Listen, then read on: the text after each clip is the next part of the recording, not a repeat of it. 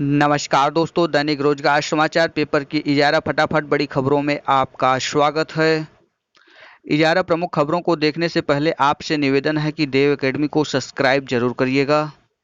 Video अच्छा लगे तो लाइक शेयर कमेंट करना ना भूलिएगा मित्रों। रूस ने बनाया पहला कोरोना टीका, महामारी से जंग। राष्ट्रपति पुनीत ने वैक्सीन के कारण कारगर होने का दावा किया है। सबसे पहले बेटी को लगवाया है कोरोना का पहला वैक्सीन, अगले माह से शुरू होगा उत्पादन। WHO ने कहा, अभी विश्लेषण कर रहे हैं टीके का। ELT ग्रेड शिक्षक भर्ती में पेपर आउट मामले में STF इसी माह चार्जशीट दाखिल कर देगी। यह आश्वासन STF के विवेचना अधिकारी ने अभ्यर्थियों से हुई वार्ता में दिया। चार्जशीट दाखिल होने के बाद लोक सेवा आयोग के लिए भी हिंदी और सामाजिक विज्ञान के रिजल्ट पर निर्णय लेने का रास्ता साफ हो जाएगा, क्योंकि पूर्व में अभ्यर्थियों के साथ हुई वार्ता के दौरान आयोग अध्यक्ष ने यही आश्वासन दिया था कि STF की ओर से चार्जशीट दाखिल होते ही आयोग दोनों विषयों के रिजल्ट पर निर्णय लेगा। अभी तक बताया जा रहा है कि 25 अगस्त तक वाराणसी कोर्ट में चार्जशीट दाखिल कर दी जाएगी। प्रतिनिधिमंडल में LT समर्थक मोर्चा के संयोजक विक्की खान के साथ उनके मित्रगण गए थे वाराणसी मिलने। उत्तर प्रदेश लोक सेवा आयोग खंड शिक्षा अधिकारी BEO 2019 के प्रारंभिक परीक्षा की तैयारियां लगभग पूरी हो गई है। प्रदेश के 18 जिलों में कुल 1127 परीक्षा केंद्र बनाए गए हैं। हर केंद्र पर अभ्यर्थियों की संख्या के लिहाज से पेपर पहुंचा दिया जाएगा। मार्कशीट परीक्षा से 2 दिन पहले पहुंचेगी। कोरोना संक्रमण के मद्देनजर सैनिटाइजेशन परीक्षा से पहले कराया जाएगा। नकल व पेपर लीक रोकने का पुख्ता प्रबंधन किया गया है। UPSC ने खंड शिक्षा अधिकारी 2019 के तहत 309 पदों की भर्ती निकाली है। इसमें 5,28,000 से अधिक आवेदन हुए हैं। इसकी प्रारंभिक परीक्षा 16 अगस्त को प्रदेश के 18 जिलों में आयोजित होगी। परीक्षा के लिए लखनऊ में सबसे अधिक 141 केंद्र बनाए गए हैं। इसी तरह से प्रयागराज में 106, प्रतापगढ़ में 48, बरेली में 50, आगरा में 105, गोरखपुर में 49, अयोध्या में 41, गाजियाबाद में 54, जौनपुर में 51, झांसी में 34, कानपुर नगर में 112, बाराबंकी में 23, मेरठ में 52, मुरादाबाद में 68, रायबरेली में 26, सीतापुर में 34, वाराणसी में 97 व मथुरा में 36 केंद्र बनाए गए हैं। वरुण गांधी ने लिखा CM को पत्र। भाजपा सांसद वरुण गांधी ने कोरोना संक्रमण काल में प्रतियोगी परीक्षाओं को स्थगित करने के लिए मुख्यमंत्री योगी आदित्यनाथ को पत्र लिखा है। वरुण ने प्रतापगढ़ के शार्डिल से दुर्गेश के पत्र का हवाला दिया है। कहा है कि प्रतियोगियों की मांग है कि कोरोना संक्रमण काल में BEO 2019 की प्री सहित हर परीक्षाएं स्थगित कर दी जाएं।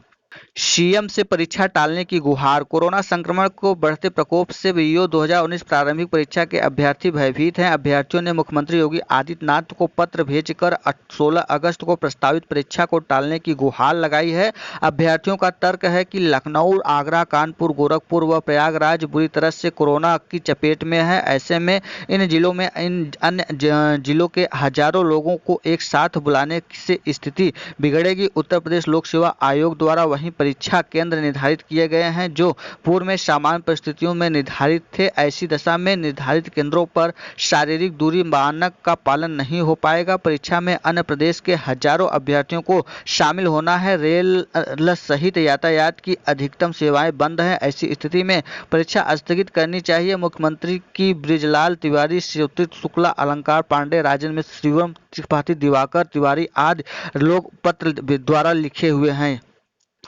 उच्चतर शिक्षा निदेशालय के प्रदेश के सहायता प्राप्त डिग्री कॉलेजों में रिक्त असिस्टेंट प्रोफेसर के 1303 पदों का अधियाचना रिक्त पदों पर भर्ती की संस्तुति का पत्र उच्चतर शिक्षा सेवा आयोग को भेज दिया गया है। यह 1303 पद असिस्टेंट प्रोफेसर के उन 3,900 रिक्त पदों में शामिल है जिनका निदेशालय के स्तर से छात्र शिक्षक अनुपात के मानकों के मुताबिक सत्यापन हो रहा है। 1303 पद 15 विषयों के हैं। हालांकि अभी यह स्पष्ट नहीं है कि आयोग इन 1303 पदों के लिए भर्ती प्रक्रिया शुरू करेगा या फिर सभी 3,900 पदों का अधियाचना आने का इंतजार करेगा। आयोग के अध्यक्ष प्रोफेसर ईश्वर चंद्र विश्वकर्मा ने बताया कि अधियाचना मिलने के बाद उच्च शिक्षा निदेशालय और शासन में बात कर निर्णय लिया जाएगा। अगर शेष पद जल्द आने की संभावना होगी तो 3,900 पदों को भर्ती प्रक्रिया एक साथ शुरू की जाएगी। देरी होने पर 1,303 पद की भर्ती प्रक्रिया शुरू करने के बारे में निर्णय लिया जाएगा। उच्च शिक्षा निदेशालय को प्रदेश के सहायता प्राप्त डिग्री कॉलेज में विभिन्न विषयों के 3,900 रिक्त पदों के बारे में जानकारी मिली थी। निदेशालय ने फरवरी 2020 में शासन को पदों का विवरण भेजा था। इसी आशा में साथ ही वहां की स्वीकृति मिलने के बाद भर्ती के लिए अधियाचना आयोग को भेज दिया जाएगा, लेकिन संक्रमण रोकने को मार्च में हुए लॉकडाउन में शासन से अनुमति नहीं मिल पाई थी। पिछले दिनों शासन ने अधियाचना भेजने की अनुमति दी थी। निदेशालय आयोग के अधियाचना भेजने से पूर्व छात्र शिक्षक अनुपात के मुताबिक पदों का एक बार फिर सत्यापन करवा रहे हैं। इस प्रक्रिया में लगने वाले वक्त को देखते हुए निदेशालय ने अब आयोग को चरणबद्ध अधियाचना भेजने का निर्णय लिया है। इस क्रम में पहले चरण में 1,303 पदों का अधियाचना भेजा गया है। छात्रों का इंतजार बहुत जल्द समाप्त हो सकता है। आयोग में लंबे समय से असिस्टेंट प्रोफेसर की कोई भर्ती शुरू नहीं हो सकी, इसलिए प्रतियोगी छात्रों को इस भर्ती का बेसब्री से इंतजार है। इंटर तक के शिक्षकों का बढ़ेगा वेतन। एनसीईआरटी के सचिव ने कहा, नई शिक्षा नीति का प्रारूप तैयार। नई शिक्षा नीति में इंटर तक के शिक्षकों का वेतन असिस्टेंट प्रोफेसर के बराबर करने का प्रस्ताव है। राष्ट्रीय शैक्षिक अनुसंधान एवं प्रशिक्षण परिषद के सचिव मेजर हर्ष कुमार का कहना है कि नई शिक्षा नीति का प्रारूप तैयार हो गया है और इसे जल्द लागू किया जाएगा। प्राथमिक से लेकर इंटर कॉलेज तक के शिक्षकों का वेतन बढ़ाने का प्रस्ताव नई शिक्षा नीति में है।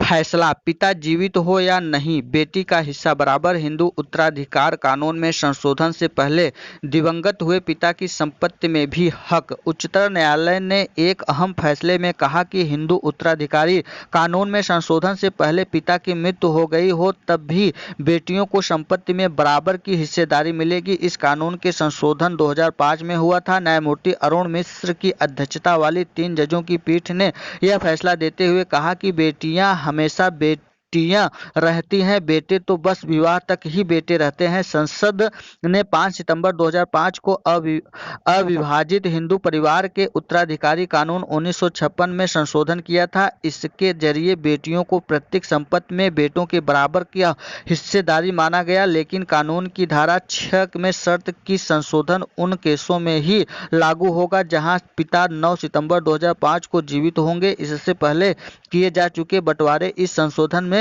प्रभावित नहीं होंगे। ये था आज का दैनिक रोजगार समाचार पेपर की इजारा फटाफट बड़ी खबरें। वीडियो अच्छा लगा हो तो देव एकेडमी को सब्सक्राइब, लाइक, शेयर, कमेंट करना ना भूलिएगा दोस्तों। वीडियो में अंत तक बने रहने के लिए बहुत बहुत धन्यवाद। फिर मिलते हैं नई सूचना के साथ, तब तक के लिए नमस्कार।